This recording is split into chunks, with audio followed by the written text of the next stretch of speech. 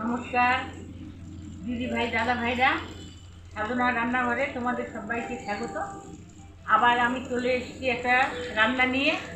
সেই রান্নাটা হচ্ছে ইলিশ মাছ আলু বেগুন দিয়ে রান্না করে দেখাবো। ইলিশ মাছ নিয়েছি আমি, এটা একটু বড় সাইজের ইলিশ। এই দেখো, ইলিশ মাছের পেটিতে ডিম হয়েছে, প্রত্যেকটা মাছের পিঠের মধ্যে ডিম আছে। এটা কিন্তু বড় ইলিশ। এই ইলিশটা তোমাদের সামনে রান্না করে দেখাবো। চলো এবার ইলিশ মাছগুলোকে লবণ হলুদ দিয়ে মেখে নিই। মাছগুলোকে আমি ধুয়ে নিয়ে এসেছি, এবার লবণ হলুদ দিয়ে মেখে নেব।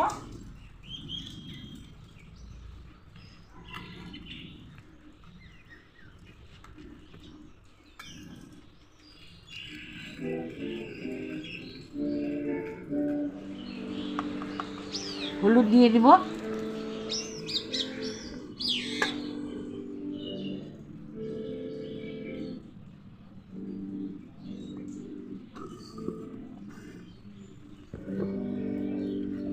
ভালোভাবে মেখে নিব।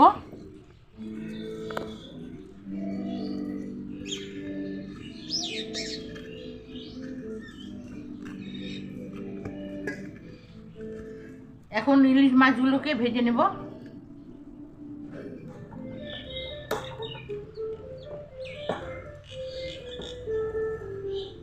গ্যাসে কড়াই বসিয়ে দিলাম, কড়াইটাকে ভালোভাবে গরম করে নেব। কড়াই গরম হয়ে গেছে, সরষের তেল দিয়ে দিব। মাছগুলোকে হালকা করে ভেজে নেব।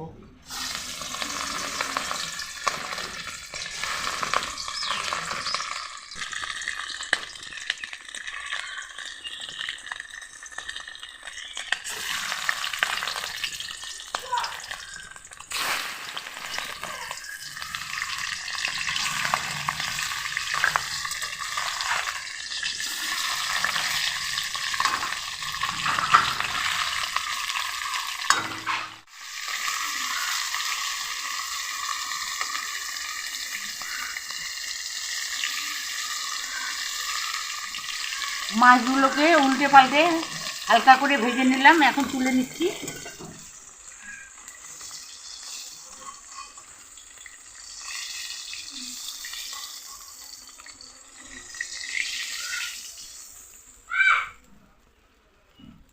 বাকি মাছগুলোকেও ভেজে নেব।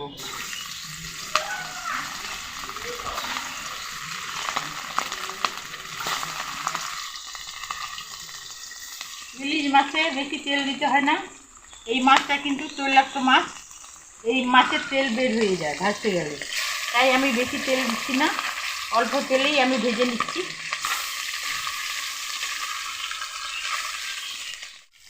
মাছ ভাজা হয়ে গেল, এই বাকি মাছগুলোকেও তুলে নিচ্ছি।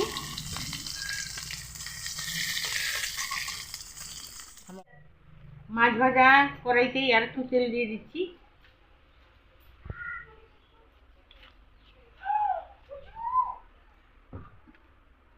আগে বেগুনগুলোকে ভেজে নেব লবণ হলুদ দিয়ে।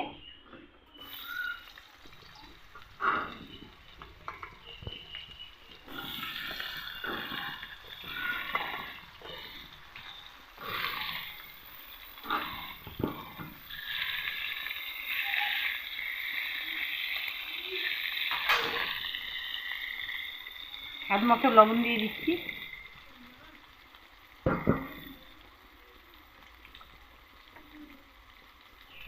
সামান্য একটু হলুদ।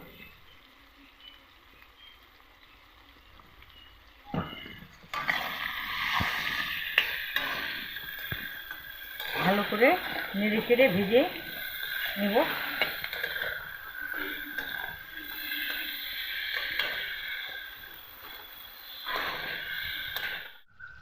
বেগুন ভাজা হয়ে গেল, তুলে নিচ্ছি।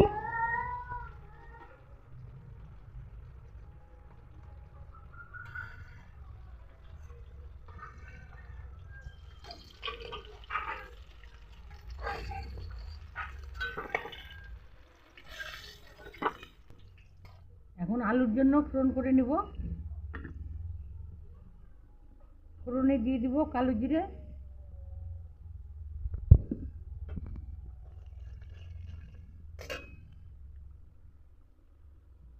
তেজপাতা,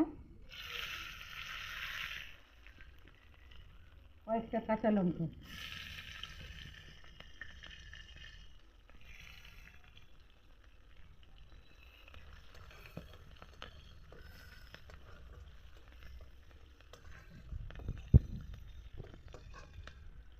দিয়ে দেবো কেটে রাখা আলু,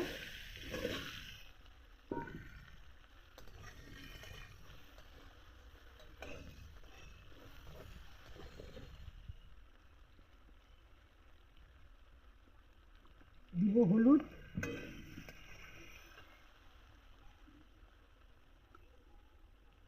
স্বাদ মতো লবণ,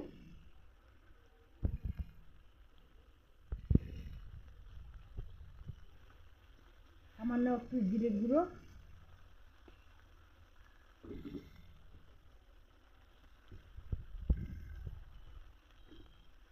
সামান্য একটু লঙ্কার গুঁড়ো। এটা কিন্তু কালারের জন্য একটু দিচ্ছি, খুব একটা দিব না, অল্প করেই দিচ্ছি।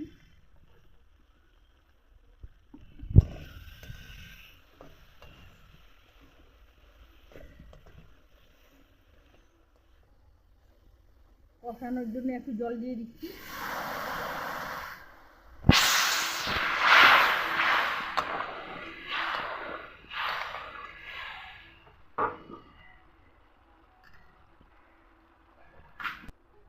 সিদ্ধ হওয়ার জন্য ঢেকে দিচ্ছি।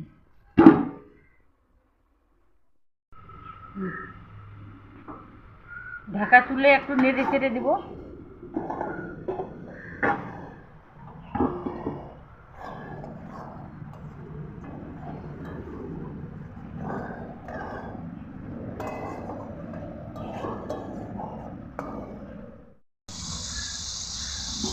আবারও ঢাকা দিয়ে দিচ্ছি। আবার ঢাকাটা তুলে নেব। জল ফুটে এসছে, ভালো করে কষিয়ে নেব।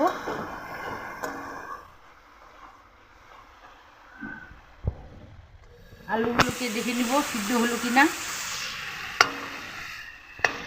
ভালোভাবে সিদ্ধ হয়নি, ভালো করে কষিয়ে নেব।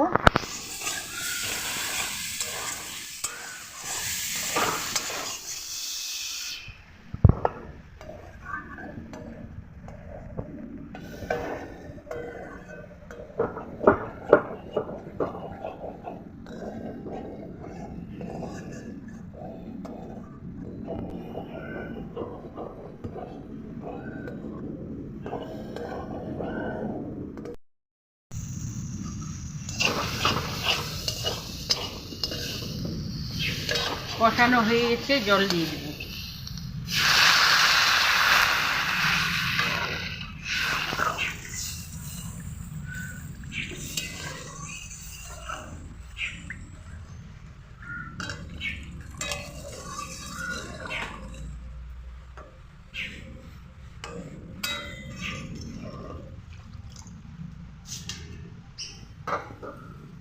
ভালোভাবে সিদ্ধ হওয়ার জন্য আবার ঢেকে দিচ্ছি। ঢাকা তুলে নেব এখন।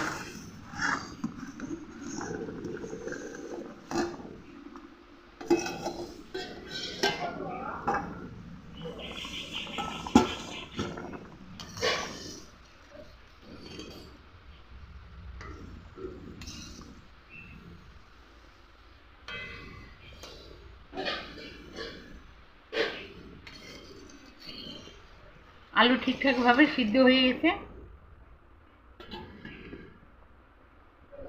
ঝোলের মধ্যে মাছগুলোকে দিয়ে দেব।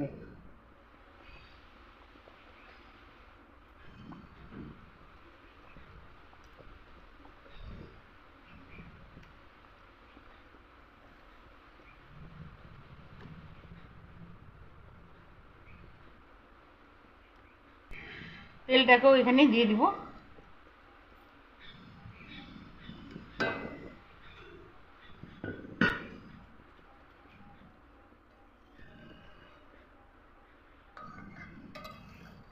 ভালোভাবে ঝোলের সঙ্গে মাছটাকে ফুটিয়ে নেব। আর ঢাকা দিব না, এইভাবেই ফুটিয়ে নেব।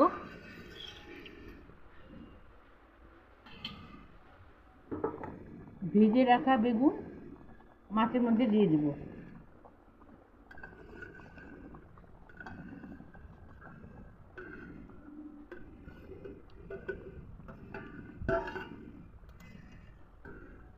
হালকা করে নেড়ে চেড়ে দিব।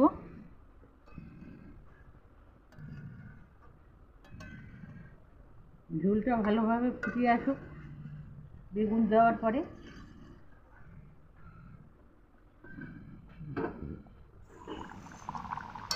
বেগুন আলু দিয়ে ইলিশ মাছের ঝোল রান্না কমপ্লিট হয়ে গেল।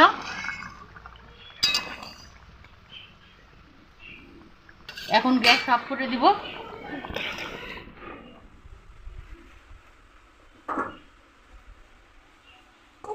তরকারিটাকে অন্য পাত্রে ঢেলে নিচ্ছি।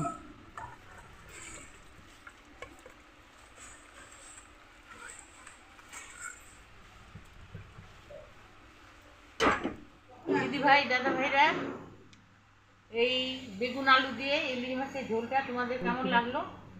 ভালো লাগলে লাইক করবে, কমেন্ট করবে, শেয়ার করবে বেশি বেশি করে। আর তোমাদের সকলের কাছে আমার অনুরোধ রইল আমার চ্যানেলটাকে সাবস্ক্রাইব করে পাশে থাকার জন্যে। আজকের জন্য ভিডিওটা এখানেই শেষ করে দিচ্ছি।